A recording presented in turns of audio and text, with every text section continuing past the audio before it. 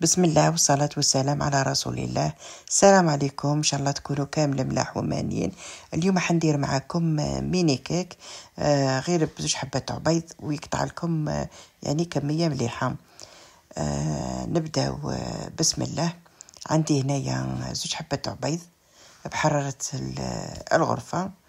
عندي هنايا كاس غير ربع تاع سكر ورشة تاع الملح، ونخلطهم بالباتور،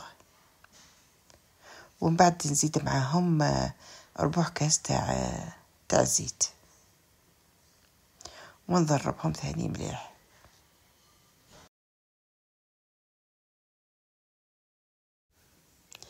ونزيد نخلط معاهم ثاني كاس غير ربع تاع الحليب.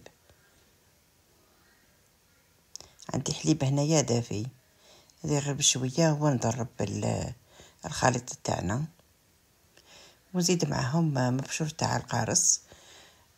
يعني ديروا الكميه اللي تبغون باه يجيكم الكو تاع القارص، ولا تقدروا تبدلوا ديروا لافاني ولا قشور تاع التشينا. انا هنا راني درت القارص ويجي الكو تاعو هايل.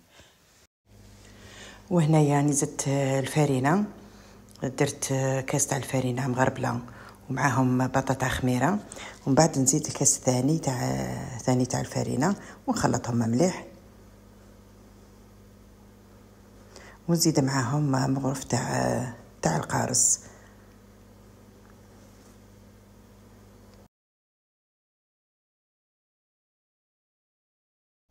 وعندي هذا الطاس راني حندير فيه الخليط تاع الكيك تاعي، فيه فتحه من تحت، نفرغ كامل الخليط فيه، ونجيب ليمون التوعي بعد ما دهنتهم بالزبده، وراني دايرت لهم تاني الفرينه، وشعلت الفور تاني. قلت لكم راهو يسخن، لازم ديروا الفور يسخن.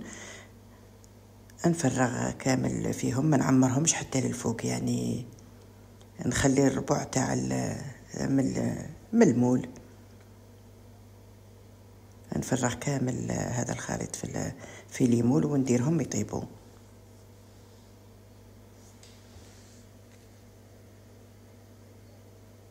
وهذا هو شكله بعد ما طابوا. انا هذو الليمون ما يلصقوش الكيك.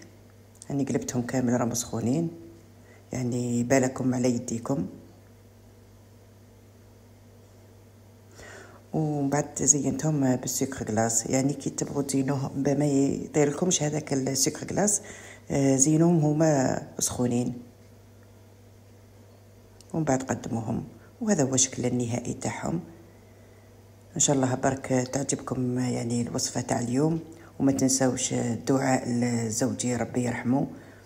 وان شاء الله نتلاقاو في وصفات واحده اخرين ان شاء الله.